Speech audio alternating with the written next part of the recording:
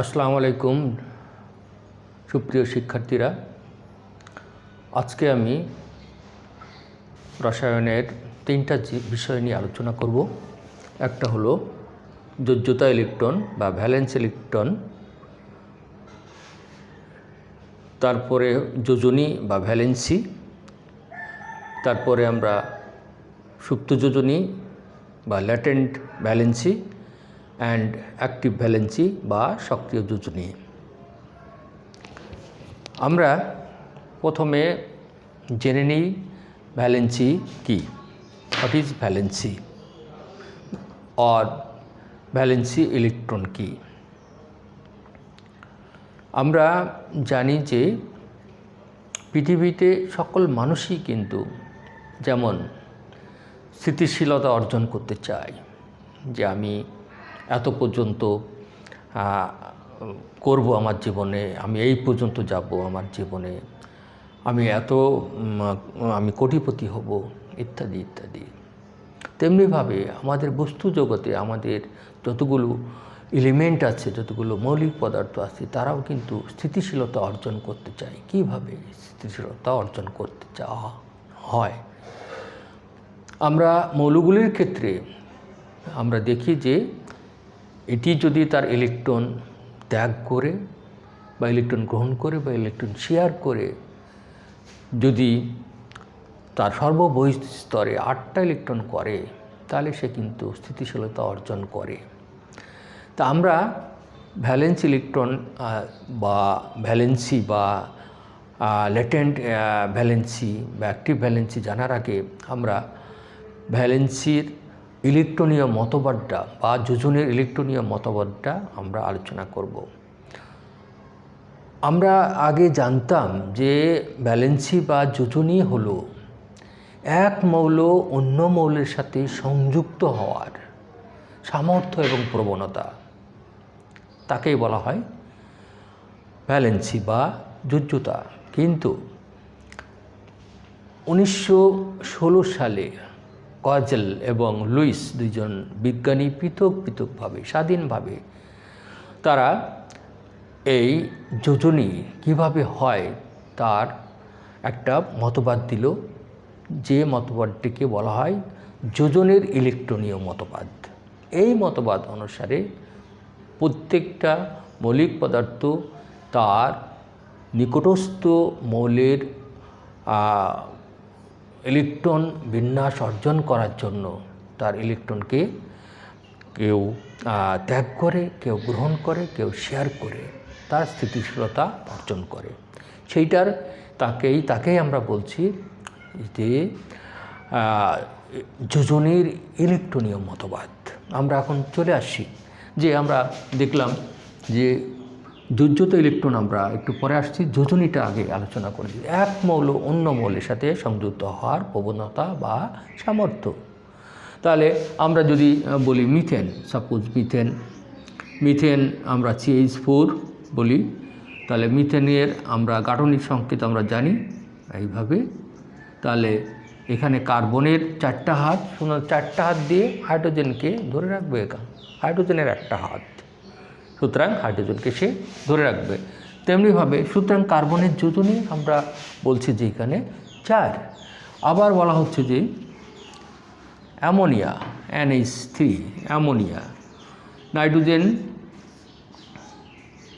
Ammonia 3টা, nitrogen তার দেখা যাচ্ছে এখানে নাইট্রোজেন তার 3টা হাত ধরে 3টা হাত দিয়ে হাইড্রোজেনকে ধরে রাখছে। যদিও আমরা এখানে মুক্ত জোড় ইলেকট্রন আছে এখানে 2টা, তবু 3টা হাত দিয়ে তাকে ধরে রাখছে বলে তাকে বলা হচ্ছে তার যোজনী হলো 3। আবার বলা হচ্ছে যে কার্বন ডাইঅক্সাইড এইভাবে আমরা তার 4টা হাত দিয়ে অক্সিজেনকে ধরে আছে, সুতরাং কার্বনের যোজনী 4 আমরা বললাম। এইভাবে একটা মতবাদ ছিল, কিন্তু আধুনিক মতবাদ কিন্তু ভিন্ন। আধুনিক মতবাদ বলা হচ্ছে যে একটা মৌলিক পদার্থ যখন তার নিকটস্থ গ্যাসের বা নিকটস্থ ইনার্ট গ্যাসের বা ইনার্ট এলিমেন্টের ইলেকট্রন বিন্যাস গ্রহণ করে। যেমন আমরা সোডিয়ামের ক্ষেত্রে কি দেখব, সোডিয়াম আমরা জানি যে 1s 2s 2p, আমরা 2 2 4 6 4 10 আর 3s 1। আমরা শেষ কক্ষে আমরা জানি 11 2 2 4 6 4 10 আর 11 আউটার মোস্ট সেলে তার হলো একটা ইলেকট্রন আছে, সুতরাং তার যোজনী হলো 1। তাহলে এখন আমরা যোজনী 1 বলতে পারি। আবার বলা হচ্ছে আমরা অ্যালুমিনিয়াম যাই, অ্যালুমিনিয়াম 13 1s, আমরা যদি এখানেই বলি 1s 2s 2p 6 8 আর 10 3s 2 3p 1। আমরা যদি 2 আর 2 4 6 4 10 আর 3 13, তার মানে এইখানে আমরা দেখতে পাচ্ছি যে অ্যালুমিনিয়ামের সর্ববহিঃস্তরে 3টা ইলেকট্রন আছে, সুতরাং তার যোজনী 3। আমরা জানি যোজনী 3।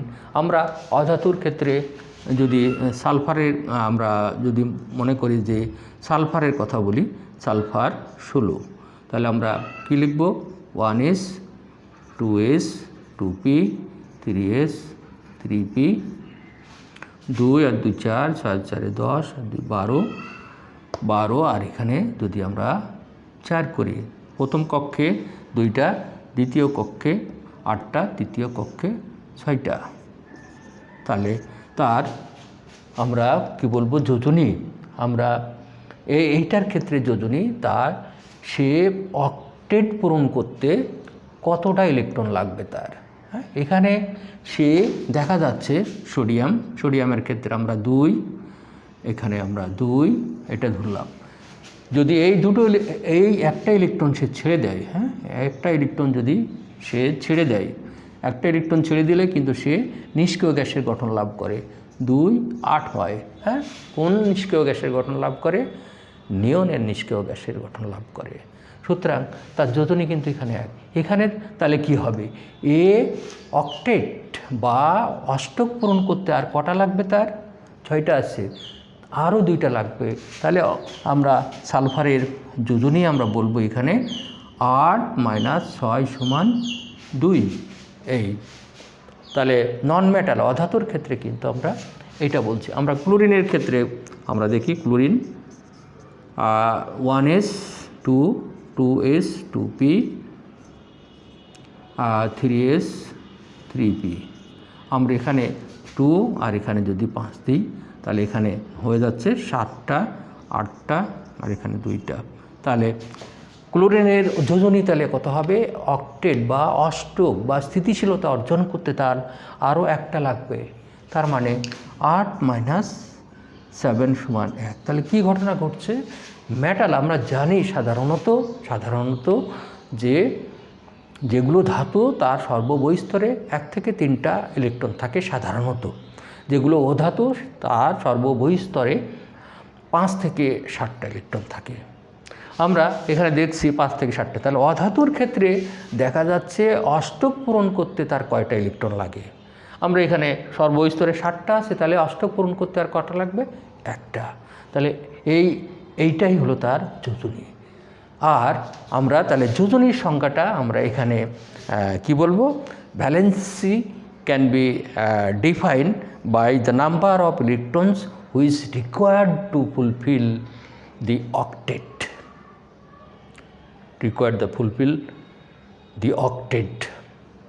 হ্যাঁ, আমরা অক্টেট ফুলফিল করতে যা লাগে সেটাকে আমরা বলছি। তাহলে আমরা যোজনীর সংখ্যাটা আমরা আগেই বলেছি যে ইলেকট্রনীয় মতবাদ অনুসারে আমরা এইভাবে খুলছি যে valency can B defined by the number of electron which is required to fulfill the octet. আমরা required to fulfill the octet, হ্যাঁ, সো এটাকে বলা হচ্ছে valency. Dear student, now the electronic configuration of sodium is this. So the outermost shell of that configuration of sodium is only 1 electron, so the valency is 1. And again the aluminium is 3, so the valency is 3. But if this we know that always the metal can emit electron or donate electron. So by donating 1 electron it will gain 2, that is it will be formed an inert gas, that is neon gas. In this way, to fulfill or to gain the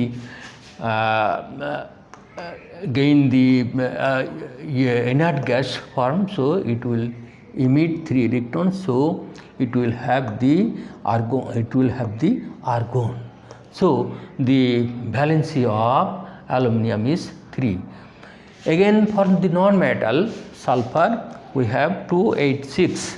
At the outermost shell it is 6, it contains 6 electrons. So to fulfill the octet it will require only 2 electrons. So the valency of sulfur is 8 minus 6 equal to 2. Again the chlorine, the electronic configuration 287. So at the outermost shell it contains 7 electrons. So required to fulfill the octet it required 1 electron, that is it contains 7 electrons. So the valency of chlorine is 1. Again আমরা এখন যাচ্ছি যে valence electron কোনটা, এটা তো valency হলো এর, হ্যাঁ, বা যোজনী হলো, তাহলে ভ্যালেন্স ইলেকট্রন কোনগুলো? আমরা valence electron is how can we define the valence electron? যে কোনো মৌলের ইলেকট্রন বিন্যাস করে সর্ববৈশিষ্ট্য স্তরে যতগুলি ইলেকট্রন থাকবে সেইটাই তার ভ্যালেন্স ইলেকট্রন বা যোজ্যতা ইলেকট্রন বলা হয়। আমরা এখানে দেখতেছি যে এখানে সোডিয়ামের কটা, একটা সর্বস্তরের ইলেকট্রনটা, that is dear students, the total number of electrons at the outermost shell of an element is called valence electron. আমরা we see valence electron at the outermost shell 1, so the valence electron is 1, outermost shell 3, so the valence electron is 3, outermost shell of electron of sulfur is 6, so the valence electron is 6, and the outermost shell the number of electron is 7 of chlorine is, so the valence electron is 7. In this way we can calculate the valence electron.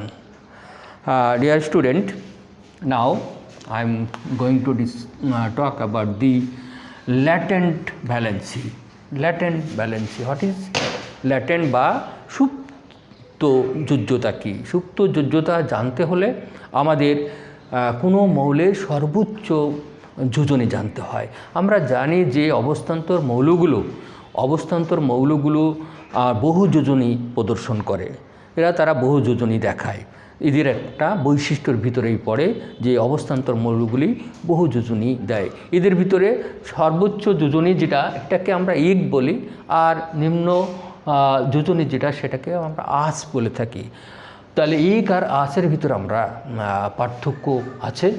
R phosphorus, sulphur, carbon এগুলোও কিন্তু বহু যোজনী হয়ে থাকে অধাতু হওয়া সত্ত্বেও।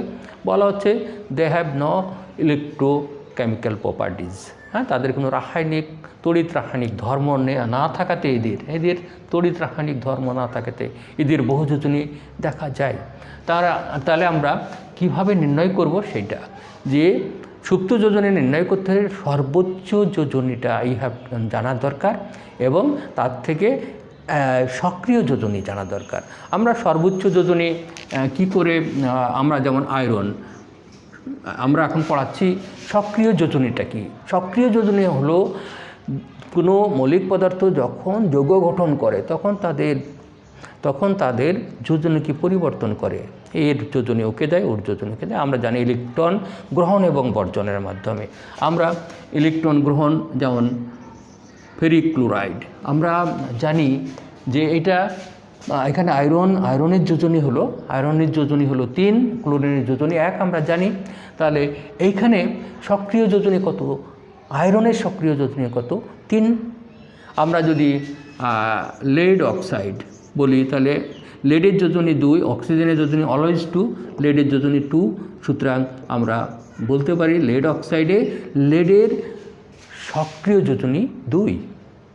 আমরা যদি ফসফরাস ট্রাইক্লোরাইড বলি তাহলে এখানে ফসফরাসের ক্লোরিনের যোজনী 1 আর ফসফরাসের যোজনী 3 হলে তাহলে এখানে ফসফরাসের সক্রিয় যোজনী 3।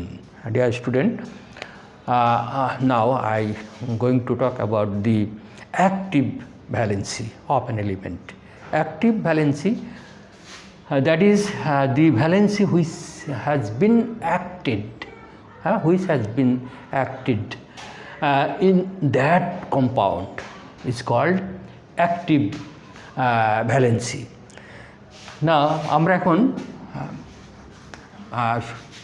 সুপ্ত যোজনী কাকে বলে সেটা আমরা জানব। সুপ্ত যোজনীর এটা গাণিতিক সংজ্ঞা ছাড়া কিছু নয়, যে সর্বোচ্চ কোনো যৌগের ভিতরে যদি সে কোনো মৌলের সর্বোচ্চ যোজনী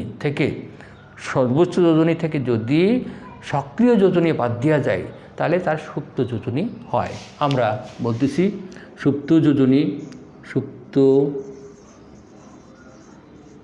যোজনী ইকুয়াল টু সর্বোচ্চ যোজনী বিয়োগ সক্রিয় যোজনী। আমরা এখানে একটা টেবিল দেখিয়েছি একটা, যে এখানে আয়রনের সুপ্ত যোজনী। তাহলে সুপ্ত যোজনী হলো সর্বোচ্চ যোজনী এবং সক্রিয় যোজনীর পার্থক্য, এটাকে বলা হয় সুপ্ত যোজনী। সুপ্ত মানে latent balance is nothing but a mathematical definition, that is the difference between the maximum valency and the active valency of an element is called latent valency. আমরা এখানে দেখছি যে ল্যাটেন্ট ভ্যালেন্সির আমরা যদি সংখ্যাটা এখানে দেখালাম সুপ্ত যোজনী ইকুয়াল টু সর্বোচ্চ যোজনী মাইনাস সক্রিয় যোজনী। আমি যদি বলি যে আয়রন ক্লোরাইড তাহলে এখানে আয়রনের সর্বোচ্চ যোজনী কিন্তু 3, আয়রনের সর্বোচ্চ যোজনী 3 মাইনাস সক্রিয় যোজনী। এখানে কত সক্রিয় আছে? আয়রনের যোজনী হলো এখানে 3 সমান, তাহলে আয়রন ক্লোরাইডে আয়রনের সুপ্ত যোজনী নেই। আমি যদি এখানে এটা ফেরিক ক্লোরাইড বলা হয়, ফেরাস ক্লোরাইডে কি হয়?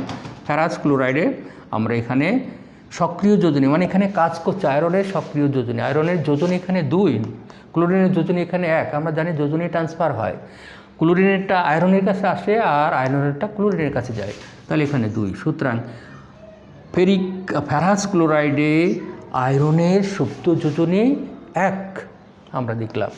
এইভাবে আমরা আরেকটা বলতে পারি যে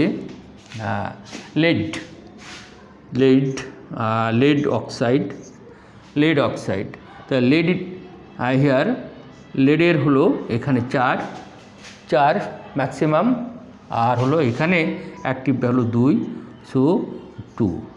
Dear student, here the maximum valency of lead is 4 minus active valency of lead of this compound is 2. So the latent valency of lead here is 2. Again carbon dioxide আমরা কার্বন ডাইঅক্সাইড, কার্বনের সর্বোচ্চ কত? কার্বনের সর্বোচ্চ 4 আর এখানে কার্বনের যোজনী হলো এখানে 4। সুতরাং কার্বন ডাইঅক্সাইডে কার্বনের কোনো সুপ্ত যোজনী নেই। আমরা আরেকটা বলি ফসফরাস ট্রাইক্লোরাইড। আমরা ফসফরাসের যোজনী এখানে সর্বোচ্চ যোজনী ফসফরাসের 5 আর এইখানে হলো 3। সুতরাং ফসফরাস ট্রাইক্লোরাইডে ফসফরাসের যোজনী 2। আমরা কার্বন মনোক্সাইডে কার্বনের যোজনী সর্বোচ্চ যোজনী 4 আর এখানে 2 অক্সিজেনের যোজনী 2, সুতরাং 2। আমরা যদি ফসফরাস সালফার ট্রাইঅক্সাইডে আমরা সালফারের যোজনী ম্যাক্সিমাম যোজনী 6 আর এইখানেও কিন্তু 6, সুতরাং নেই। সালফার ডাইঅক্সাইড আমরা যদি বলি 6, এখানে 4 আছে, 4 কাজ সেখানে যোজনী, সালফারের যোজনী এখানে 4, সুতরাং 2। Dear student, here according to the formula of latent valency is equal to maximum valency minus active valency. Here lead oxide, the maximum valency of lead is 4 and the active valency of lead in this compound is 2, so 2. In this way the carbon dioxide, the maximum velocity of carbon is 4 and in this compound the active valency of carbon is 4, so 0. So that is there is no any valency, latent valency of carbon in carbon dioxide. Again the sulfur, again the carbon monoxide, it is 2 because 4 is maximum and active here is 2. Sulfur trioxide is 6 minus 6 because oxygen here 2 is oxygen, এখানে যদি 6, so 0. In this way we have calculate the latent valency of an element in a compound. Thank you very much, dear student. Please share this video to your friends who are not having this opportunity, who have been living in the rural area. So please share this video to them. Thank you very much. Please subscribe the channel. Thank you very much. Assalamu alaikum once again.